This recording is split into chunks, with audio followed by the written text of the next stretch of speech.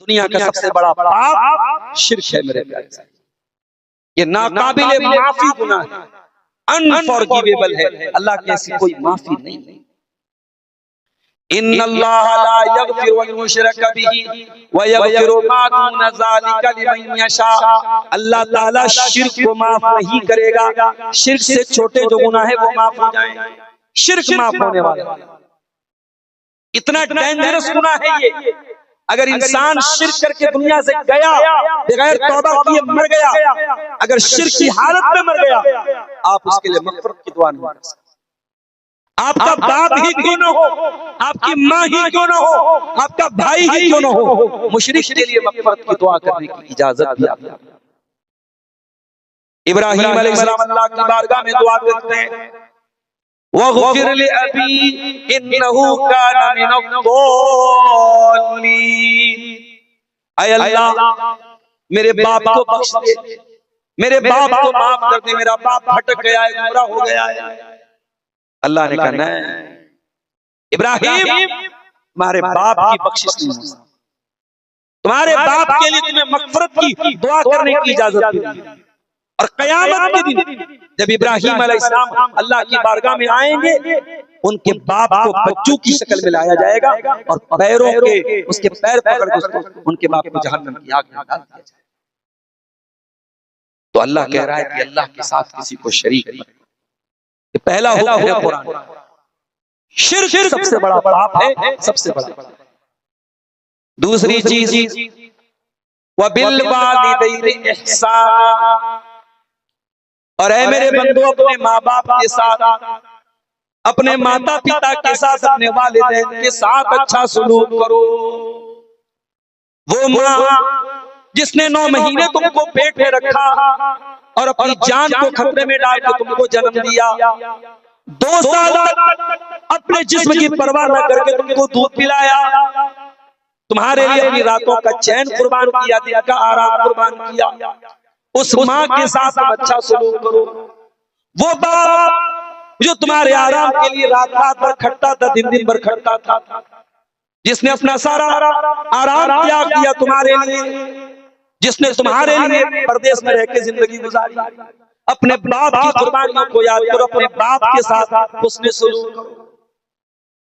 बाज़ लोग होते हैं सारे समाज के साथ उनका ताल्लुक अच्छा है, पूरा गांव के अखलाक की तारीफ कर रहा है, पूरा मोहल्ला उनके कैरेक्टर की तारीफ कर रहा है, मगर माँ की आंखों में आंसू है, बाप के दिल में गम नहीं। मोहल्ले वाले आपसे नाराज हो चलेगा, लेकिन बाप नाराज नहीं होना चाहिए, माँ नाराज नहीं होना चाहिए। अल्लाह के नबी के पास एक सहाबी आए, उन्होंने अल्लाह के नबी के साथ जिहाद में जाने के लिए, ग़ज़वे में जाने के लिए नाम लिखवाया था।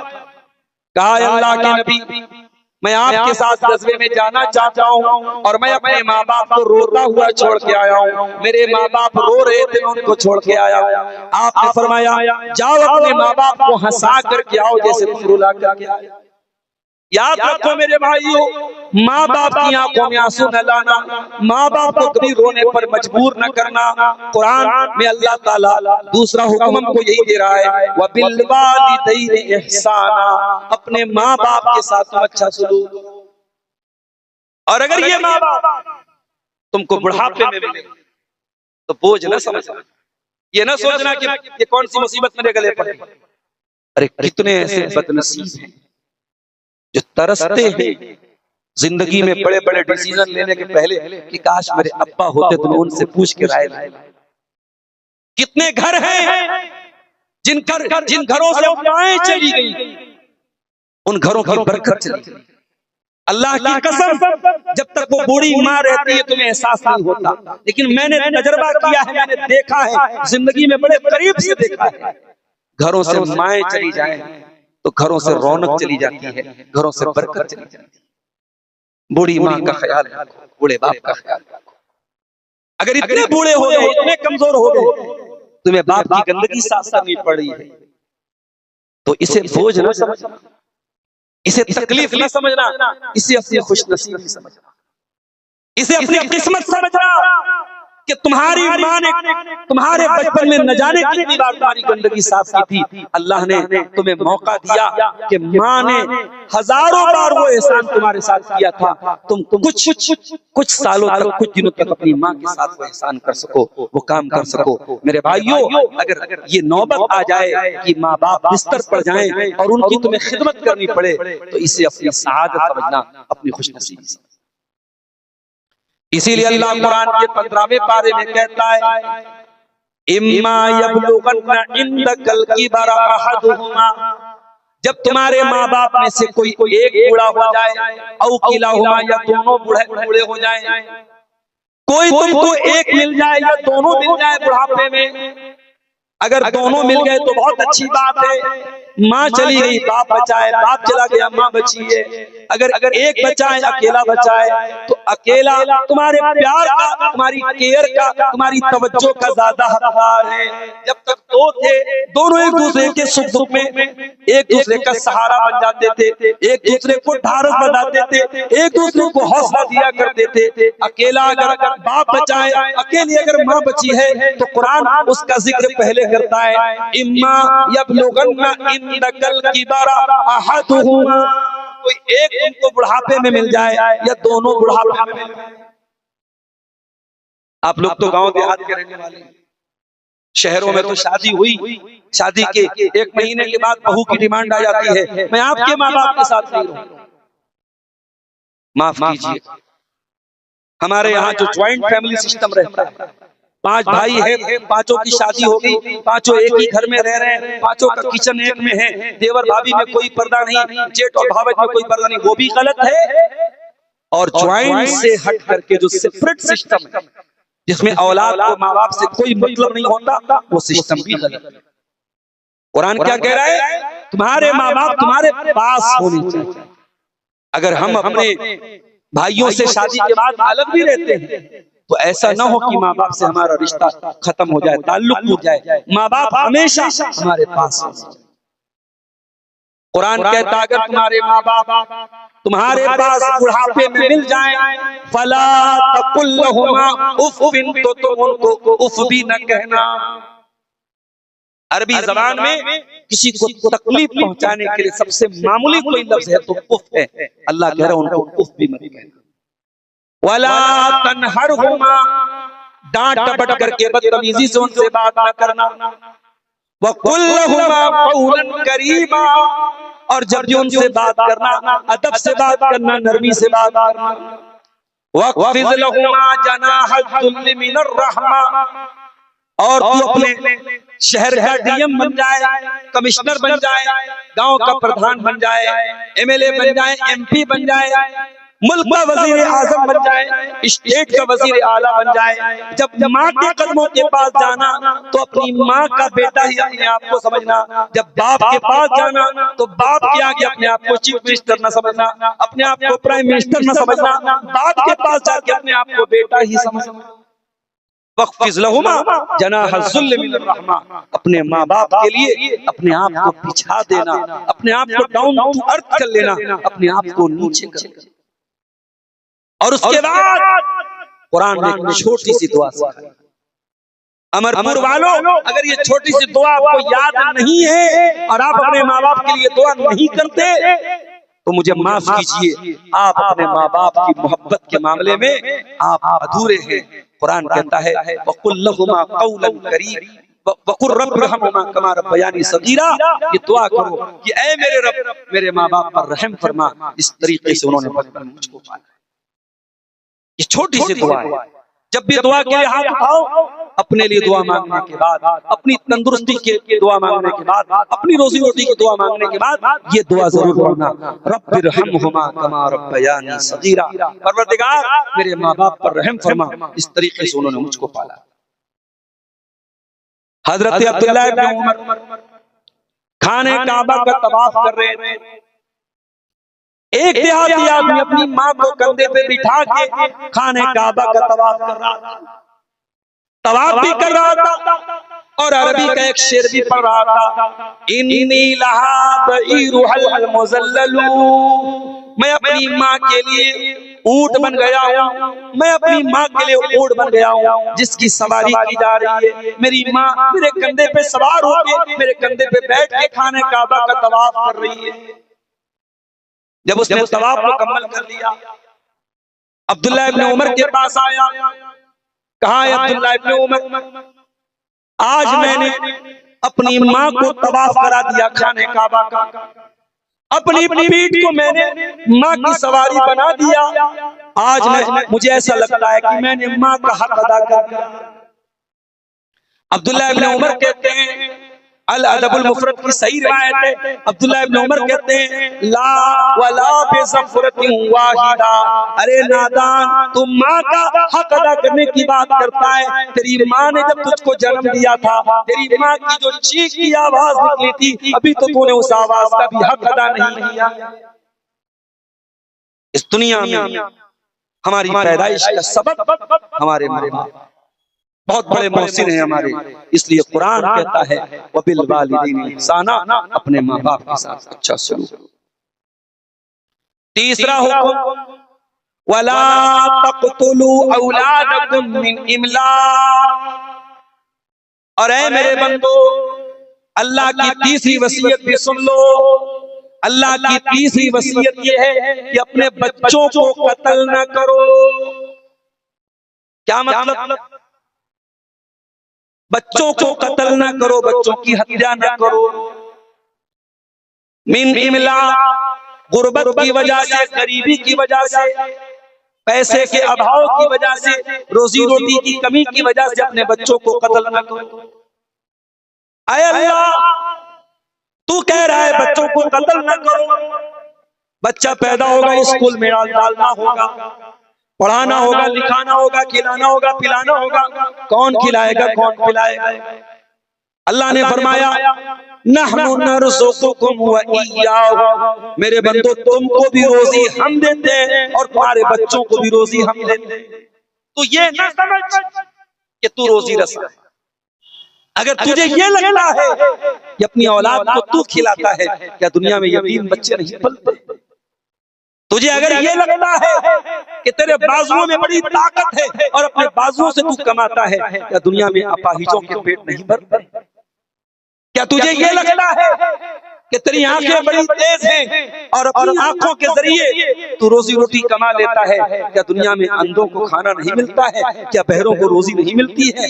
मेरे प्यारे साथियों, रोजी देने वाला अल्लाह है, इसलिए रोजी रोटी के डर से कभी अपने बच्चों को कत्ल मत करना। और माफ कीजिएगा, आज हमारे यहाँ क्या, मैं एक मदरसे में पढ़ाता हूँ, मदरसा गरीब इलाके में, लड़कियों को तो लोग इंटर करा रहे हैं, लड़कियों को 12 तक पढ़ा रहे हैं, ग्रेजुएशन करा रहे हैं। लड़के 5 तक पढ़ लिए, 6 तक पढ़ लिए, बाप ने कहा चलो भाई काम करना है। लड़कों को नहीं पढ़ा रहे, क्यों? कहते मौलवी साहब महंगाई बहुत ज्यादा है, परिवार को चलाना है, बेटा कमाएगा नहीं तो परिवार कैसे? मैंने कितने टैलेंटेड बच्चों को देखा है, पढ़ाई में बहुत अच्छे हैं, लेकिन माँ बाप उन टैलेंटेड बच्चों की पढ़ाई खत्म करवा देते हैं सिर्फ इसलिए कि लड़का कमा के लाए। मदरसे की पढ़ाई छोड़ करके वो लड़का जाकर के कमाने लगता है। मेरे प्यारे साथियों, एक वक्त की रोटी खा करके एक वक्त फाका कर लेना, अपना पेट काट लेना, गुर्बत बर्दाश्त कर लेना, मगर अपनी रोजी रोटी की वजह से बच्चों की पढ़ाई मत रोकना। आज के दौर में कहते हैं कि आज के दौर में ताकत इंसान के पास इल्म से आती है, तालीम से आती है। अगर आपकी औलाद कल तालीम की कमी की वजह से परेशान होगी, आपको कोसेगी, आपको बुरा भला बोलेगी कि काश मेरे माँ बाप ने मुझे पढ़ाया, तो कुरान कह रहा है अपनी औलाद को कत्ल मत करो। तो कत्ल न करने में बच्चों की पढ़ाई से उनको महरूम करना, बच्चों की तालीम छुड़ा देना, बच्चों को स्कूल और मदरसे से हटा देना, ये भी शामिल है।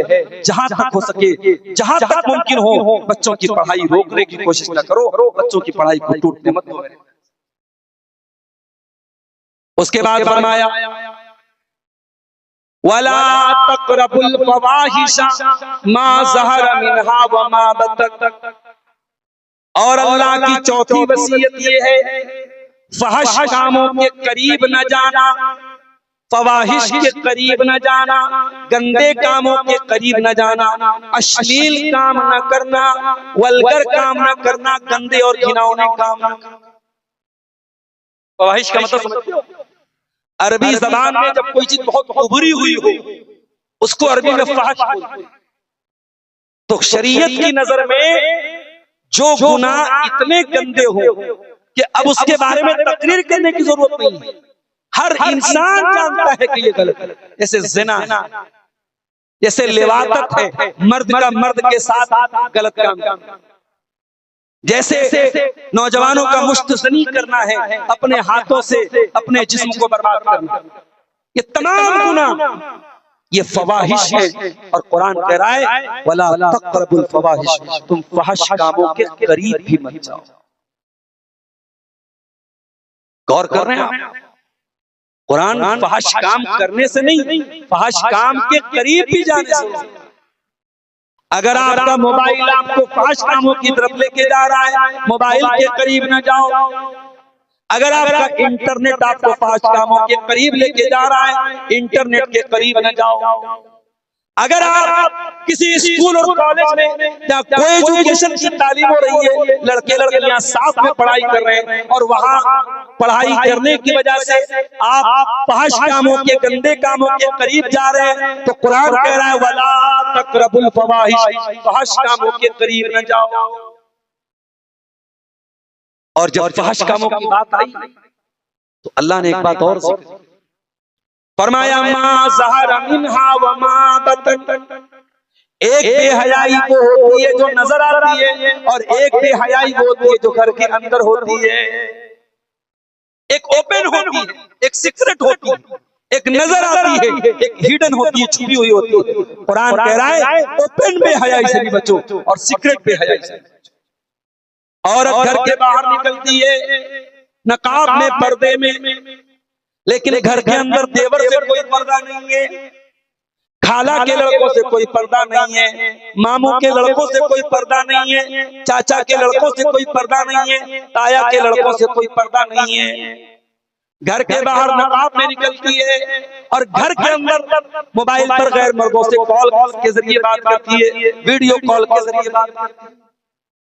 बेहयाई की तमाम किस्में कुरान करीम की एक आयत टुकड़े में आ गई मेरे प्यारे साथियों। वला तक़रबुल फवाहिश मा ज़हरा मिन्हा व मा बतन। ऐ मेरे बंदो तुम गंदे कामों के करीब भी न जाना।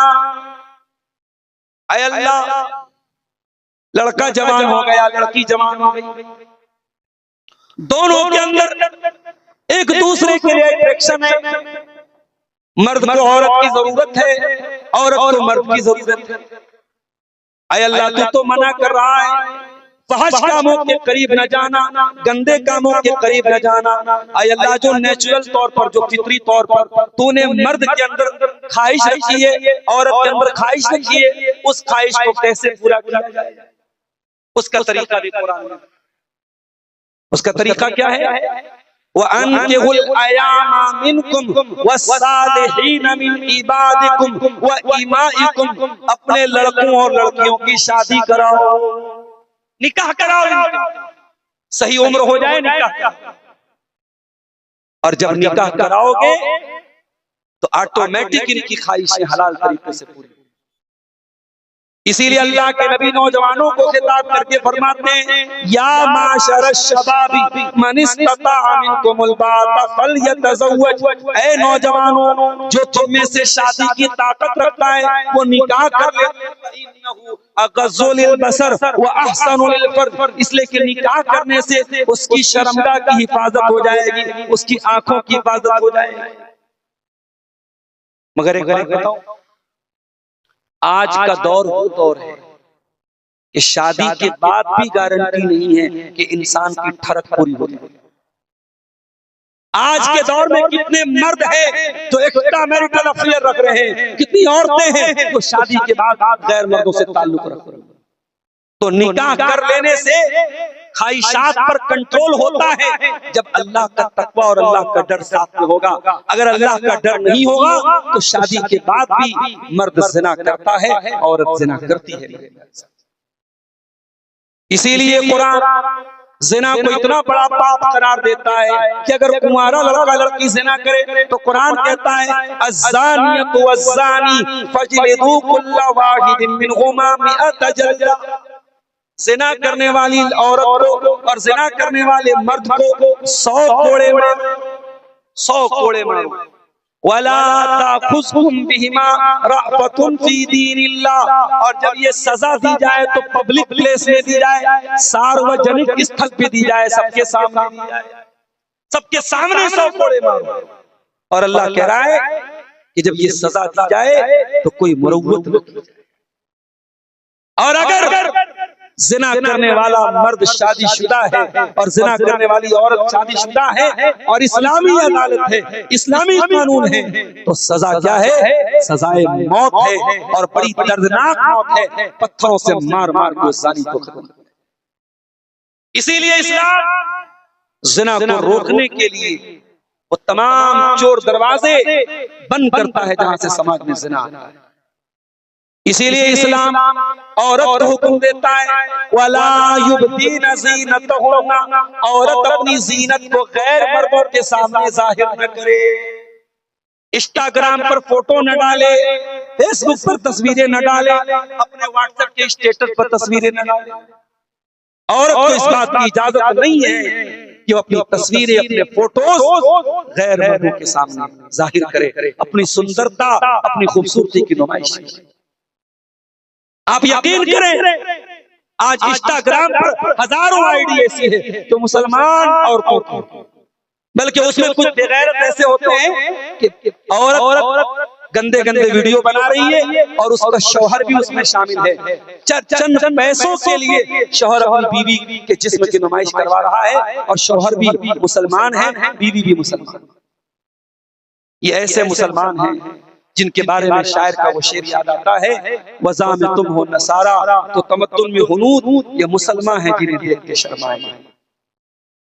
आज हालात ये है मेरे प्यारे साथियों, स्कूलों और कॉलेजों में फंक्शन के नाम पे लड़कियों को नंगा नचवाया जाता है, बेहयाई का डांस करवाया जाता है और उस डांस के प्रोग्राम में मुसलमान भी शौक से हिस्सा लेता है। मुसलमान लड़के और लड़कियां भी नाच गाना करते हैं।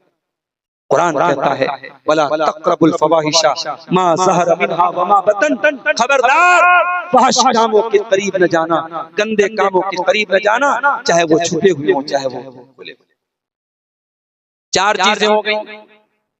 5वीं चीज वला तक़तुलुन नफ्सल्लती हर्रमल्लाहु इल्ला बिल हक़्क़ि, और किसी ऐसे इंसान की जान मत लेना, हत्या न करना जिसकी हत्या करने की तुमको अल्लाह ने इजाजत नहीं दी है। किसी निर्दोष की हत्या न करना, किसी बेकसूर को कत्ल न करना। दिल्ली में जो ब्लास्ट हुआ है, चलती कार लाल किले के पास उड़ जाती है, कौन उसका जिम्मेदार है? ये तो हमारी सरकारी एजेंसियां पता लगाएंगी। मगर आज इस स्टेज से और इस प्रोग्राम से मैं आपको ये पैगाम देना चाहता हूं, अगर मान भी लिया जाए कि वो धमाका करने में अभी क्लियर नहीं है कि वो सीएनजी सिलेंडर फटने से हुआ या वाकई में उस कार के अंदर कोई विस्फोटक सामग्री थी, अगर मान लिया जाए कोई विस्फोटक सामग्री थी और ये एक्सीडेंट नहीं था, बाकायदा साजिश थी, हमला था, और अगर उसमें अपने आप को कोई मुसलमान कहने वाला अगर वाकई में जिम्मेदार था तो कान खोल करके सुन लीजिए, इस्लाम का दामन से पाक। और मुझे समझ में नहीं आता कि अगर इस तरीके के हमले करने वाले अपने आप को इस्लाम का नाम लेवा कहते हैं तो वो इस्लाम का और मुसलमानों का कौन सा भला कर।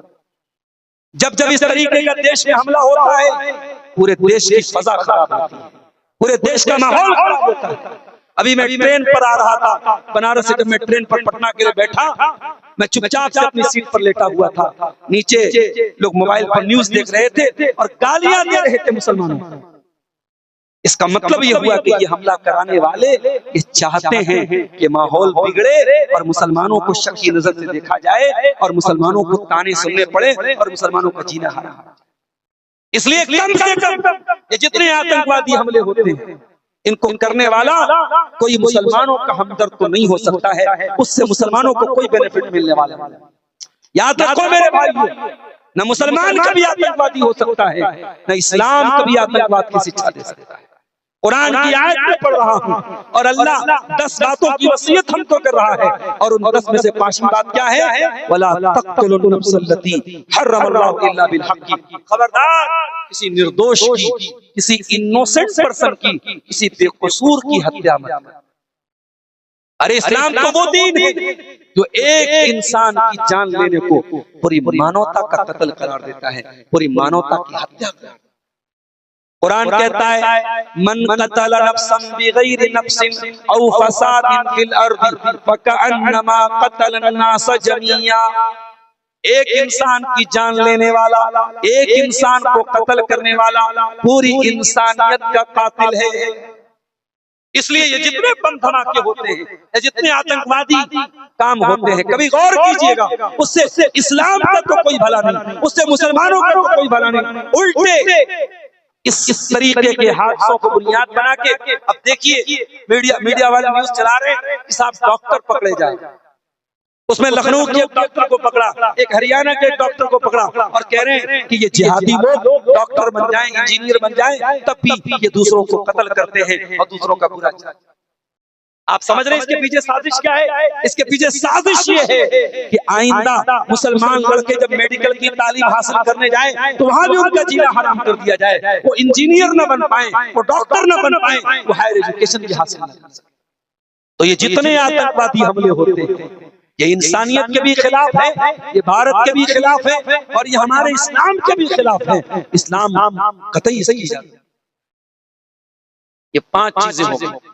नंबर 1 शिर्क मत करो, नंबर 2 माँ बाप के साथ अच्छा सलूक करो, नंबर 3 औलाद को कत्ल न करो, नंबर 4 गलत और गंदे कामों के करीब न जाओ और नंबर 5 किसी बेकसूर की हत्या मत करो।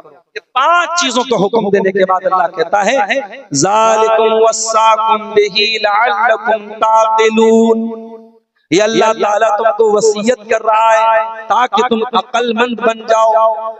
तुम्हारे अंदर जर्रा बराबर भी अगर अकल है, बुद्धि है, तो तुम शिर्क नहीं करोगे, तुम कत्ल नहीं करोगे, तुम ज़िना नहीं करोगे, किसी निर्दोष की हत्या नहीं करोगे। अब ये 5 चीजें हो गई। अब आइए आगे 5 चीजें और बयान करने के बाद खत्म। सूरह अनआम आयत नंबर 152 152 वला तक़रबू मालल यतीम इल्ला बिल्लती हिय अहसन। और यतीम के माल के करीब भी न जाना। यतीम किसको बोलते हैं? वो बच्चा, वो नाबालिग बच्चा जिसके बाप का इंतकाल हो, जिसको हिंदी में अनाथ कहते हैं, इंग्लिश में ऑर्फन कहते हैं, अरबी और उर्दू में यतीम कहते हैं। जो बच्चा यतीम है उसके माल के करीब न जाओ। अगर तुम्हारा भतीजा यतीम हो गया, तुम्हारा भांजा यतीम हो गया, तुम्हारा कोई रिश्तेदार यतीम हो गया और यतीम का माल तुम्हारे हाथ में गया, तो उसके माल को अपना माल समझ के बेदर्दी से उड़ाने मत लगना। यतीम के माल को बहुत संभल करके इस्तेमाल करना। उस माल के करीब भी न जाना।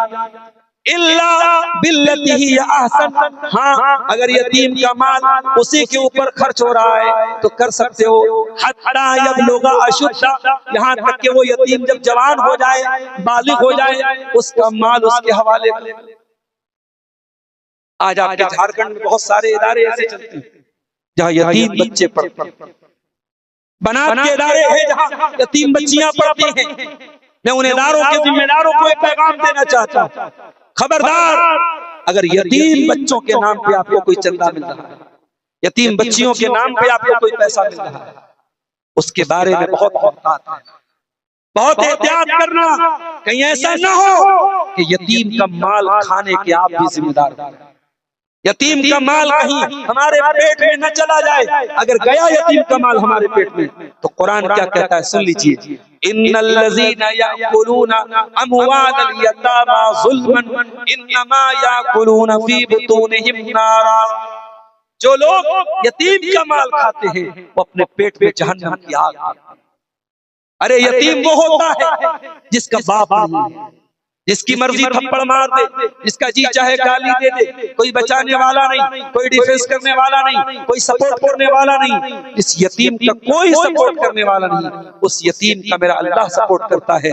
और अल्लाह कुरान में उस यतीम का हक बयान कर रहा है और अपने बंदों से कह रहा है, वला तक़रबू मालल यतीम इल्ला बिल्लती हिय अहसन। यतीम के माल के करीब। उसके बाद नंबर 7, वअऊफुल कैला वल मीज़ान बिल क़िस्त। और ऐ मेरे बंदो, जब कोई सामान नाप करके देना, तौल करके देना, तो पूरा पूरा देना, नाप तौल में कोई कमी न करना, कारोबार में कोई डंडी न मारना, कोई चीटिंग न करना, कोई मिलावट न करना। झारखंड में बड़े बड़े घोटाले हुए,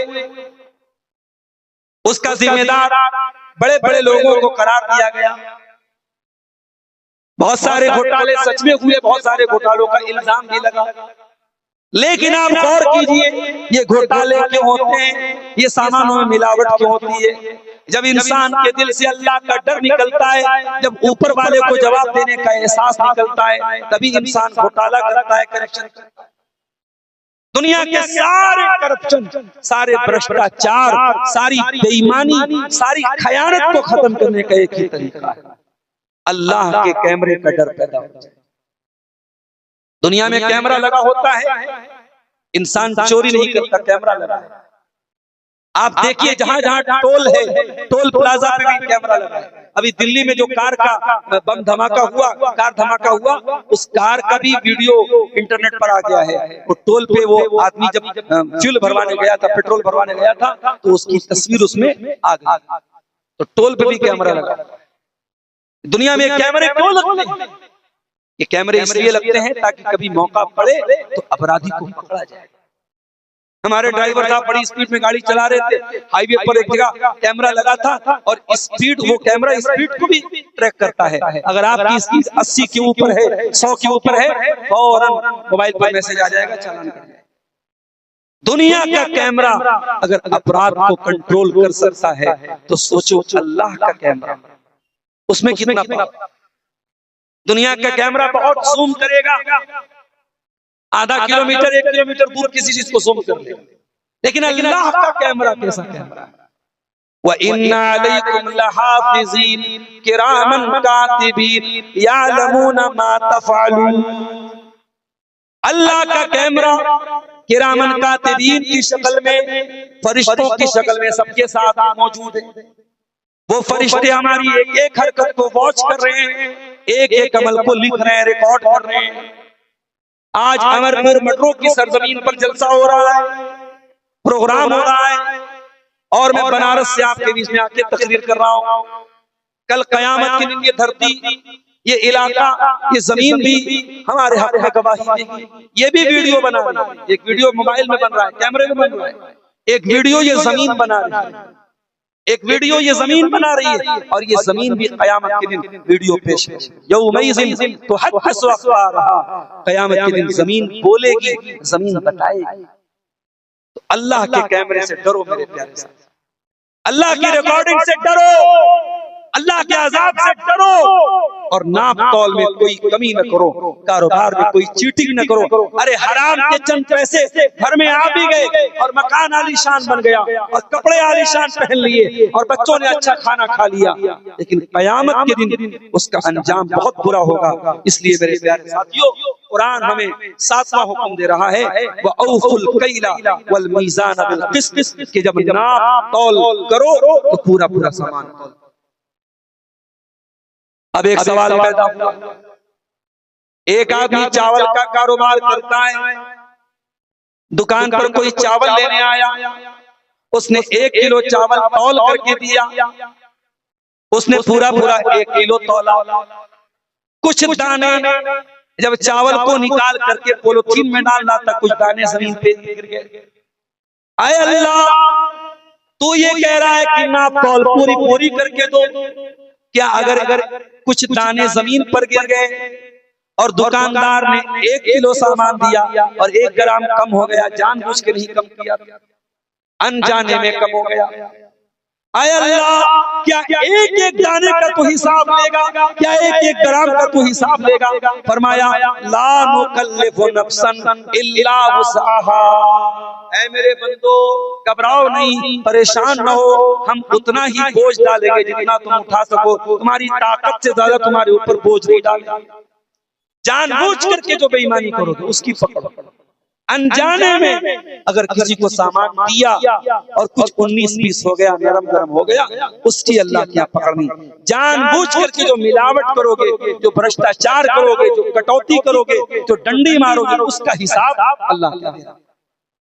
तो 7 चीजें हो गई। नंबर 8, वइज़ा कुल्तुम फादिलू, और जब बात करो तो इंसाफ की बात करो। तुम्हें गांव का सरपंच बनाया गया, तुम्हें कबीले का सरदार बनाया गया, बिरादरी का सरदार बनाया गया, निकाह का मसला आता है लोग तुम्हारे पास आते हैं, तलाक का मसला आता है लोग तुम्हारे पास आते हैं, खुला का मसला आता है लोग तुम्हारे पास आते हैं। तुम्हें अगर फैसला करने का अधिकार दिया गया है तो तुम सही फैसला करना, इंसाफ वाला फैसला करना, पैसे लेकर के, रिश्वत लेकर के गलत फैसले न कर देना। तुम अमीरों के चेहरे देख करके फैसले न करना, गरीबों के खिलाफ और अमीरों के हक में फैसले न करना। वइज़ा कुल्तुम फादिलू, जब बात करना तो इंसाफ की बात करना, इंसाफ की बात करना, अन्याय नहीं, ना इंसाफी। इस्लाम इंसाफ वाला है। और काश कोई हमारे मीडिया वालों को ये बात बता दे कि आज तुम अपनी रिपोर्टिंग में और अपनी मीडिया में सबसे ज्यादा अगर किसी चीज का कत्ल कर रहे हो तो इंसाफ का करो। जिस गाड़ी में एक्सीडेंट हुआ, जिस गाड़ी में धमाका हुआ, उस गाड़ी का मालिक एक मुसलमान था, मीडिया वाले ये तो बता रहे हैं, लेकिन उस मुसलमान ने अपनी गाड़ी एक गैर मुस्लिम को, जिसका नाम देवेंद्र था, उसको बेचा था। मीडिया इस बात को छुपा रहा है। इस वक्त हमारे देश का मीडिया इतना धोखेबाज और इतना बायस्ड हो चुका है, उतना किसी देश का मीडिया। मैं मीडिया वालों से कहना चाहूंगा, इंसाफ से काम लो। तुम्हारा काम मुल्क में नफरत की आग को भड़काना नहीं है, तुम्हारा काम सच्ची पत्रकारिता को, सच्ची न्यूज को दुनिया तक पहुंचाना है। और इस्लाम न्याय और इंसाफ की बात करता है। किसी शहर में दंगा हो जाए, आपके भागलपुर का इलाका बहुत करीब है यहाँ से, भागलपुर के दंगे को लोग आज भी याद करते हैं। किस तरीके से खेतों में मुसलमानों की लाशों को गाड़ दिया गया था, आज भी दंगे को लोग याद करते हैं। जब दंगा होता है लोग सही गलत नहीं समझते, लोग सत्य असत्य नहीं समझते, लोग न्याय अन्याय नहीं समझते मेरे साथ।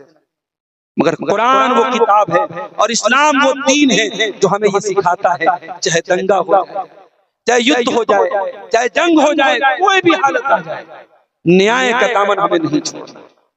कुरान कहता है वला यजरिमन्नकुम शनआनु कौमिन अला अल्ला तादिलू इदिलू हुवा अक़रबु लित्तक़वा। ऐ मेरे बंदो, अगर जंग के हालात भी आ जाएं और तुम्हारी किसी के साथ दुश्मनी हो जाए तो दुश्मन के साथ भी तुम अन्याय न करना, ना इंसाफी मत करना, इंसाफ का दामन हाथ से जाने मत देना। तो कुरान कहता है वइज़ा कुल्तुम फादिलू, जब बात करो तो इंसाफ। ऐ अल्लाह, मैं फैसला करने बैठा, मेरी बीवी के खिलाफ है फैसला, मेरी औलाद के खिलाफ है, मेरी माँ के खिलाफ है, मेरे बाप के खिलाफ है। ऐ अल्लाह, मैं क्या करूं? माँ का साथ दूं या सच्चाई का साथ दूं, बाप का साथ दूं या सच्चाई का साथ दूं, भाई का साथ दूं या सच्चाई का साथ दूं। कुरान कहता है वलऊ काना ज़ा कुर्बा, अगर तेरे अपनों के खिलाफ पड़ जाए तब भी तू सही फैसला करना, न्याय वाला फैसला करना, सत्य वाला फैसला। अल्लाह, ये है इस्लाम। अगर आप फैसले की कुर्सी पर बैठे हैं, आप जज हैं, आप पंच हैं, आप सरदार हैं, तो आपका फैसला बायस्ड नहीं होना चाहिए, आपका फैसला न्याय वाला होना चाहिए, जस्टिस वाला। 8 चीजें हो गई। नंबर 9, वबिअहदिल्लाहि औफू, और ऐ मेरे बंदो, अल्लाह ताला से तुमने जो वादा किया है उस वादे को पूरा करो, उस वादे को निभाओ। अल्लाह से वादा करके वादा खिलाफी मत करो। अल्लाह से हमने क्या वादा किया है? हमारी पैदाइश के हजारों साल पहले जब अपने बाप आदम की पीठ में हम थे और अभी हम दुनिया में पैदा नहीं हुए थे, उस वक्त अल्लाह ताला ने पूरी आदम की औलाद को इकट्ठा करके उनसे वादा लिया। क्या वादा लिया था? अलस्तु बिरब्बिकुम, क्या मैं तुम्हारा रब नहीं हूँ? और आदम की सारी औलाद ने जवाब दिया, बला, हाँ अल्लाह तू ही हमारा रब है। हमने अल्लाह से एग्रीमेंट किया था कि अल्लाह हम तुझे अपना रब माने। और आज अगर दुनिया में कोई अल्लाह को अपना रब नहीं मानता है और कोई गैरुल्लाह के आगे सर झुकाता है, कोई पेड़ की इबादत करता है, कोई नदी की इबादत करता है, कोई जानवर की इबादत करता है, कोई कब्र की इबादत करता है, वो अल्लाह के साथ वादा खिलाफी कर रहा है। और कुरान कह रहा है वबिअहदिल्लाहि औफू, अल्लाह से जो तुमने वादा किया है उस वादे को निभाओ, अल्लाह के साथ वादा करके वादा खिलाफी। तो ये 9 चीजें हो। अब इस आयत को खत्म करते हुए अल्लाह कहता है ज़ालिकुम वस्साकुम बिही लअल्लकुम तज़क्करून, ये भी अल्लाह ताला तुमको वसीयत कर रहा है ताकि तुम नसीहत हासिल करो। यतीम का मामला, इसका ताल्लुक नसीहत से, नाप तौल में कमी का मसला, इसका ताल्लुक नसीहत से है। जब बात करे आदमी इंसाफ की बात करे, इसका ताल्लुक नसीहत से है। और इसी तरीके जब वादा करे, वादा पूरा करे, इसका ताल्लुक नसीहत से है। इसलिए कुरान कह रहा है कि अल्लाह की वसीयत है ताकि तुम नसीहत हासिल करो। अब आखिरी बात, अल्लाह की 10वीं वसीयत, सूरह अनाम आयत नंबर 153, व अन्ना हाज़ा सिराती मुस्तक़ीमन फत्तबिऊ, और ऐ नबी आप ऐलान कर दीजिए जो रास्ता मोहम्मद अकरम लेकर के आए हैं, जो नबी अकरम जो रास्ता लेकर के आए हैं वही अल्लाह का सीधा रास्ता है, फत्तबिऊ, उसी पर चलो, वला तत्तबिऊ सुबुल, और दूसरे रास्तों पर न चलो, फतफर्रक़ बिकुम अन सबीली, वरना ये दूसरे रास्ते तुमको अल्लाह के रास्ते से भटका देंगे। नबी ने जो रास्ता दिया है उसी हाईवे पर चलो, उस हाईवे को मत छोड़ो, उस सिरात मुस्तकीम को मत छोड़ो। कौन क्या कह रहा है, हमारे बुजुर्गों ने क्या कहा, हमारे बड़ों ने क्या कहा, हमारे पीरों ने क्या कहा, नहीं, जो रसूल ने कहा, जो अल्लाह ने कहा, उसी मनहज पर, उसी सिरात मुस्तकीम पर चलते चले जाना है। अल्लाह कह रहा है व अन्ना हाज़ा सिराती मुस्तकीमन फत्तबिऊ, उसी सीधे रास्ते पर चलते चले जाओ, दूसरे रास्तों की पैरवी। पता ये चला सिरात मुस्तकीम का रास्ता है। और सुन लो दुनिया वालों, अहले हदीस की दावत उसी सिरात मुस्तकीम की दावत। अहले हदीस कभी नहीं कहता हमारे बुजुर्गों की तरफ आ जाओ, हमारे उलमा की तरफ आ जाओ, हमारे मुफ्ती साहब जो कह रहे वो मान लो। अहले हदीस कहता है आओ रब के कुरान को मान लो और मुस्तफा के फरमान को मान लो। यही रब का कुरान और मुस्तफा का फरमान, यही वो सिरात मुस्तकीम है। इस पर नबी चलते थे, इस पर सहाबा चलते थे, और उसी पर चलने की दावत आज अहले हदीस का बच्चा बच्चा दे रहा है। तो मेरे प्यारे साथियों, ये 10 वसीयतें अल्लाह ताला ने सूरह अनाम की इन 3 आयतों में हमें बयान की हैं। हम चूंकि वक्त भी मेरा पूरा हो रहा है और मुझे फौरन अभी निकलना भी है, सुबह क्लास भी करनी है बनारस पहुंच करके, हम अल्लाह से दुआ करते हैं रब्बुल आलमीन इन 10 वसीयतों पर हम सबको अमल करने की तौफीक अता फरमा। रब्बुल आलमीन हमें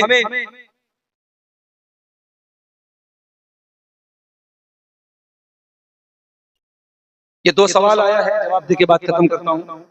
अगर बच्चा माँ के पेट में ही मर जाए तो उसका अकीका करना कैसा है? अकीका बच्चे के पैदा होने के बाद करना है, और वो भी 7वें दिन तक बच्चा जिंदा रहे तब करना है।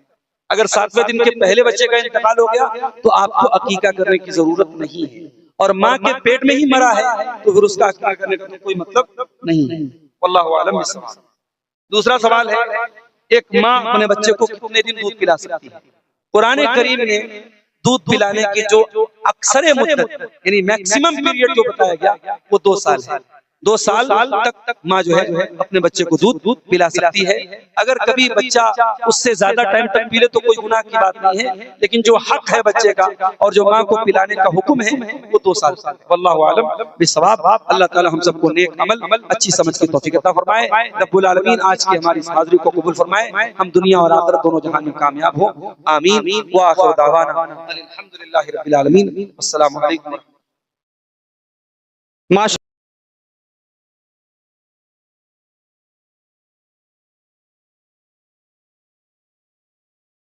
उलमाए किराम, परम बुजुर्गों, नौजवान साथियों, ये मेरे लिए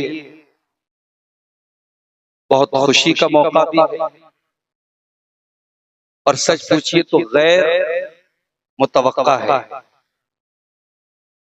आज के प्रोग्राम के लिए हाफिज शमशेर साहब हफिज़हुल्लाह ने यकीनन तारीख मुझसे महीने पर पहले ली थी और कल डालकोला साइड में एक प्रोग्राम में मुझे आना था और फिर वहां से आज के इस प्रोग्राम में शिरकत करी।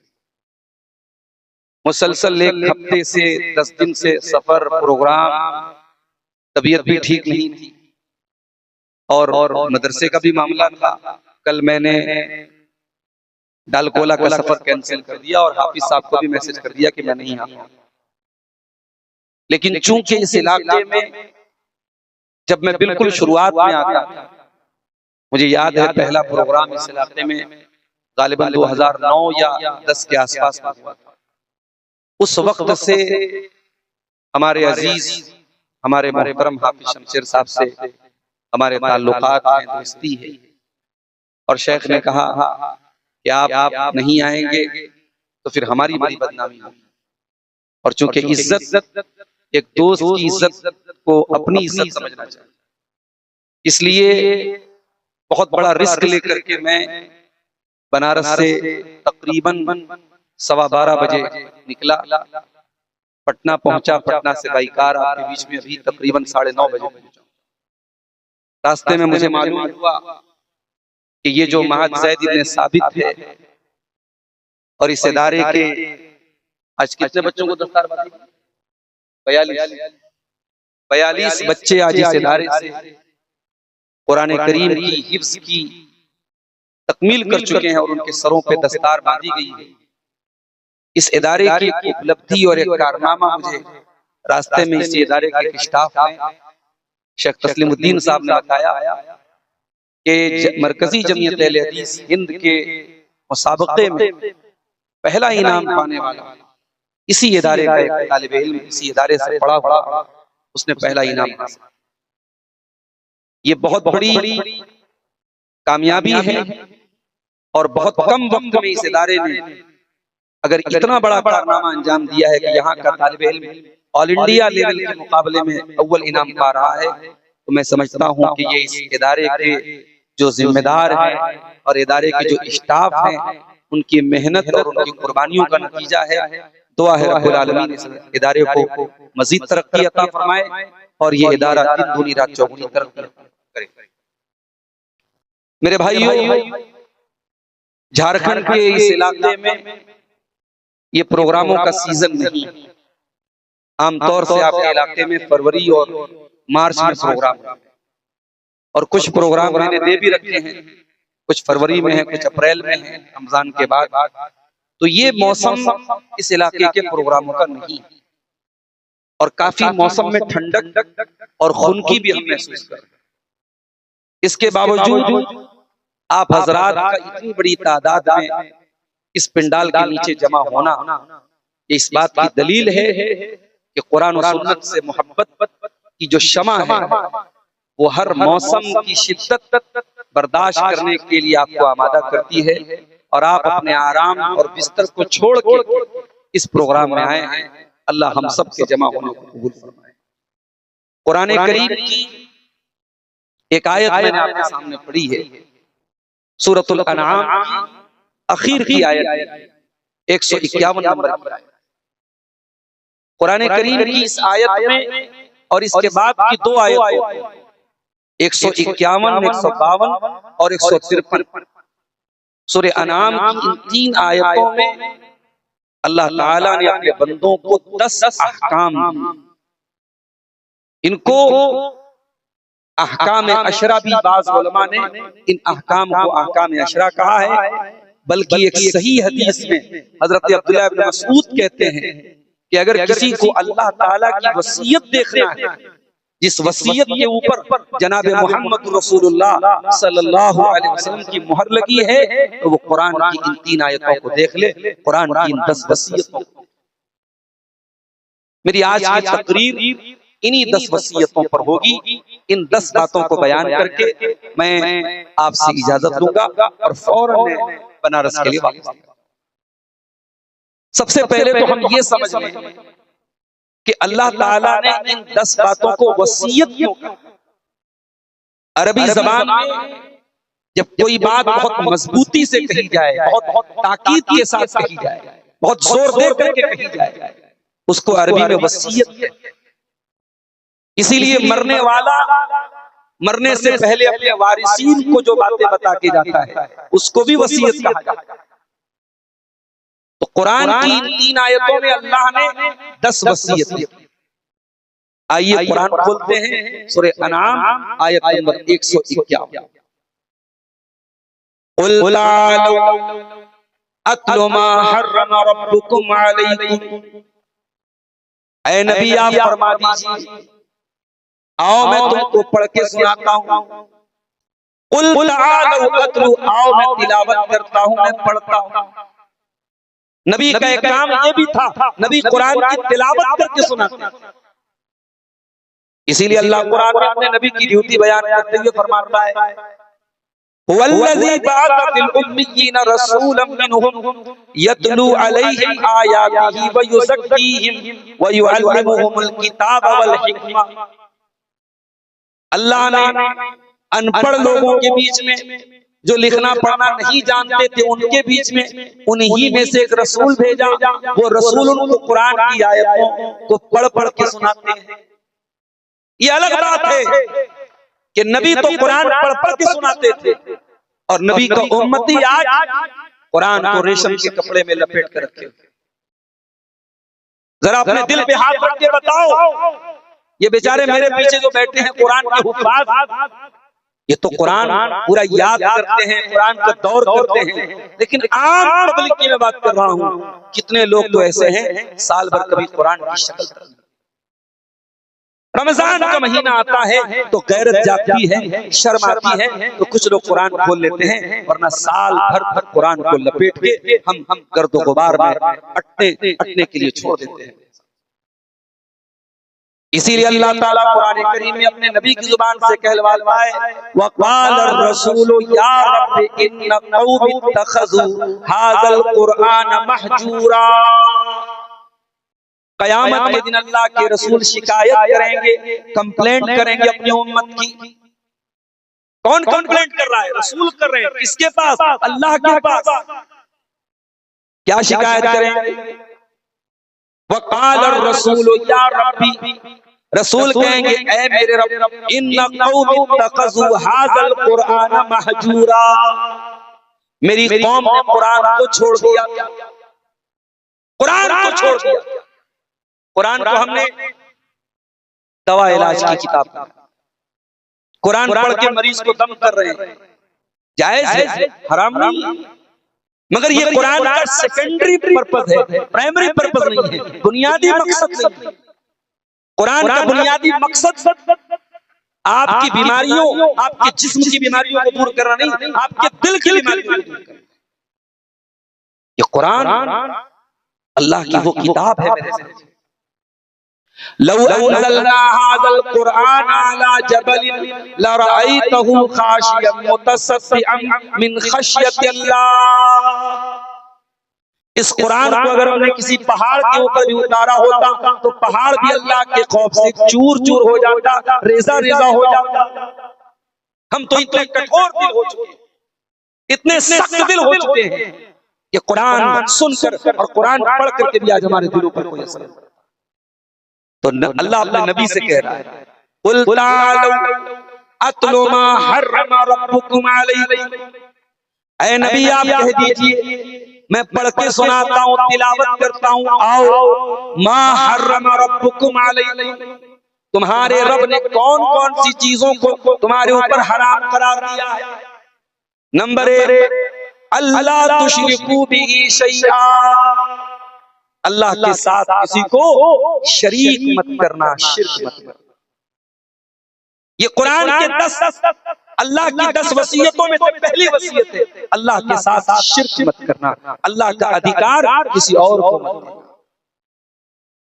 अभी मैं रास्ते में आ रहा था, एक गांव गुजरा, हमारे साथी ने बताया ये गांव उन लोगों का है जो कब्रों पर सजदा करते हैं।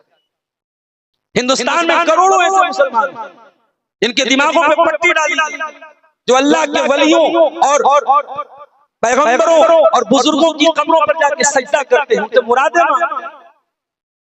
और माफ करना, आज बहुत सारे अहले हदीसों के यहाँ भी अकीदे की खराबियां हैं। आपके इलाके में भी अब अहले हदीसों के घरों में भी तावीज पहना जाने लगा है, बच्चों और औरतों के गले में तावीज लगा है। अब आपके घरों में भी शिरकिया अमल बहुत सारा होने लगा है।